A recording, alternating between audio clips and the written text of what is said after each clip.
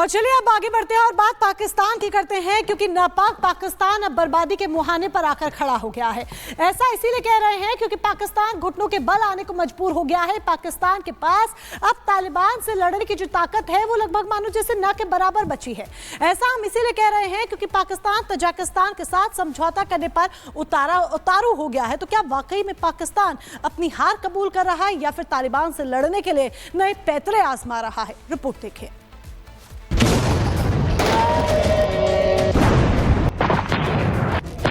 तालिबान का खौफ, ताबड़तोड़ हमले और जान गंवाते सैनिक। क्या पाकिस्तान अब मुंह की खाने वाला है? क्या उसके खिलाफ तालिबानी लड़ाकों ने आर पार की जंग शुरू कर दी है? क्योंकि पाकिस्तान की सैन्य चौकी पर तालिबानियों ने कब्जा कर लिया है। अब तालिबान को घेरने के लिए तजाकिस्तान से समझौता चाहता है पाकिस्तान। तभी तो तजाकिस्तान के राष्ट्रपति से मिले हैं ISI चीफ इमोमाली रहमोन ने आसिम मलिक से मुलाकात की है। तालिबान को काउंटर करने के लिए चर्चा की गई। तजाकिस्तान से तालिबान के खिलाफ में मदद मांगी गई, क्योंकि तालिबान खुद को अफगानिस्तान की सबसे बड़ी ताकत के रूप में पेश करता है। वो 2 बार काबुल की सत्ता पर काबिज हो चुका है। तालिबान का रिकॉर्ड कुछ ऐसा रहा जिससे उसे कमजोर नहीं आंका जा सकता। तालिबान पहले सोवियत यूनियन और अमेरिका जैसी ताकतों के साथ संघर्ष में उलझा रहा।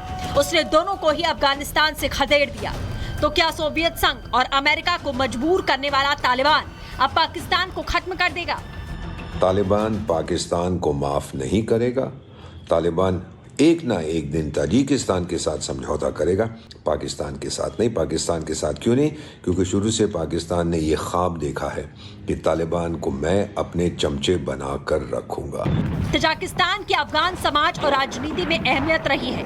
अफगानिस्तान में एक बड़ी ताजिक आबादी है। तजाकिस्तान में तालिबान विरोधी national resistant front of Afghanistan है, जिसे पहले नॉर्दर्न अलायंस कहते थे। पाकिस्तान ने लंबे समय तक नॉर्दर्न अलायंस का विरोध किया। 1996 से 2001 के दौरान रूस, ईरान, भारत और तजाकिस्तान ने तालिबान के खिलाफ नॉर्दर्न अलायंस का समर्थन किया था, लेकिन पाकिस्तान अलग था। अब पाकिस्तान तजाकिस्तान के साथ मिलकर तालिबान को काबू में रखना चाहता है, तो चीजें बदल रही हैं। तालिबान से डरकर अब पाकिस्तान ने तजाकिस्तान से मदद मांगी। क्या घुटनों पर आ चुका है पाकिस्तान? पाकिस्तान के ISI के चीफ गए हैं तजाकिस्तान के प्रेसिडेंट से मिलने कि हमें मदद दीजिए तालिबान के खिलाफ। उनका सिद्धांत ये है कि मतलब के लिए गधे को भी बाप बना लेना चाहिए।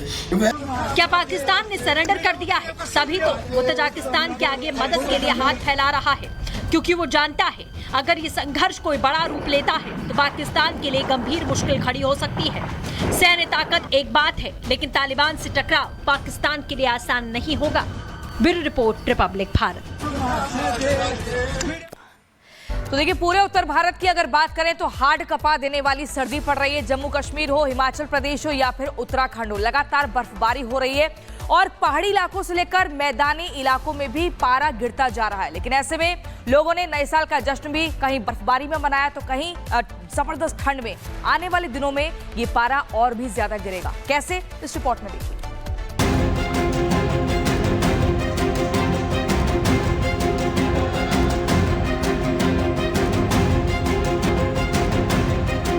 पहाड़ से मैदान तक सर्दी का सितम, कहीं कड़ाके की ठंड तो कहीं भारी बर्फबारी। पर्यटकों का जश्न पड़ा उन पर ही भारी। और गिरेगा पारा, कर लीजिए बचने की तैयारी। पहाड़ों पर हो रही जबरदस्त बर्फबारी का असर अब मैदानी इलाकों में दिख रहा है। शीतलहर के साथ गलन वाली ठंड लोगों की हड्डियां गला रही है। आने वाले दिनों में ये ठंड और बढ़ने वाली है। लेकिन इस कड़कड़ाती ठंड के बीच भी नए साल का जश्न फीका नहीं पड़ा। मैदान तो मैदान, पहाड़ों पर हो रही बर्फबारी के बीच भी लोगों ने जमकर जश्न मनाया। सबसे पहले बात हिमाचल के कुल्लू मनाली की, जहां स्नोफॉल के बीच टूरिस्ट नए साल का जश्न मनाते नजर आए। लोग यहाँ पूरे जोश के साथ जश्न मनाते दिखे। ड्रोन से ली गई तस्वीरें बेहद खूबसूरत हैं। अब आपको घाटी की तस्वीरें दिखाते हैं, जहां कभी आतंक का परचम लहराता था। वहां भी लोग बेखौफ होकर सोनमर्ग और गुलमर्ग में नए साल का जश्न मनाते नजर आए। लोगों की खुशी उनके चेहरे से झलक रही थी। इधर पटनी टॉप और उधमपुर में भी काफी संख्या में पर्यटक पहुंचे और नए साल का जोरदार स्वागत किया। वहीं इन सब के बीच श्रीनगर में लगातार पारा गिरता जा रहा है। घाटी में लगातार बर्फबारी हो रही है, जिसका असर आम जनजीवन पर भी पड़ रहा है। कहा जा रहा है कि आने वाले दिनों में पारा और गिरेगा। इस बर्फबारी के बीच जश्न मनाने पहुंचे कुछ पर्यटकों के लिए यह स्नोफॉल उन पर ही भारी पड़ गया। चीन से सटे नीति घाटी में भारी बर्फबारी के बीच कई पर्यटक 27 दिसंबर से फंसे थे। उन्हें किसी तरह रेस्क्यू किया गया।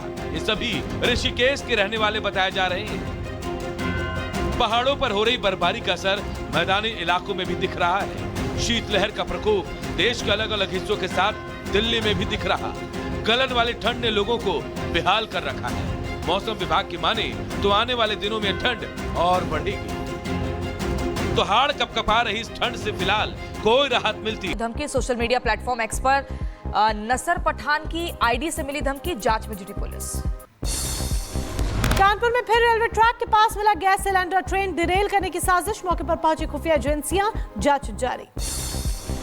बरेली में एनकाउंटर के बाद गौ तस्कर राजू कुरैशी को पुलिस ने गिरफ्तार किया। यूपी पुलिस और एसओजी ने चलाया था ज्वाइंट ऑपरेशन। बाल बाल बची इंस्पेक्टर की जान, 14 मामलों में वांटेड था अपराधी। उत्तर प्रदेश के बदायूं में आत्मदाह मामले में बड़ी कार्रवाई, एसएसपी ने 3 पुलिस वालों को निलंबित किया। एसएसपी दफ्तर के बाहर युवक ने खुद को लगाई थी आग। हिंसक झड़प के बाद जलगांव के पलाधी गांव में लगा कर्फ्यू, पुलिस ने 7 लोगों को गिरफ्तार किया। 20 से 25 लोगों के खिलाफ एफआईआर दर्ज हुई। लखनऊ में 5 हत्या को अंजाम देने वाले अरशद का पुराना वीडियो सामने आया है। बस्ती वालों से तंग आकर आत्मघाती कदम उठाने का आरोप लगाया, मकान हड़पने की कोशिश का आरोप लगाया। दिल्ली में सामने आया अतुल सुभाष जैसा मामला। मॉडल टाउन में पुनीत नाम के शख्स ने खुदकुशी की। पत्नी पर खुदकुशी के लिए उकसाने का इल्जाम, कोर्ट में चल रहा था तलाक का केस।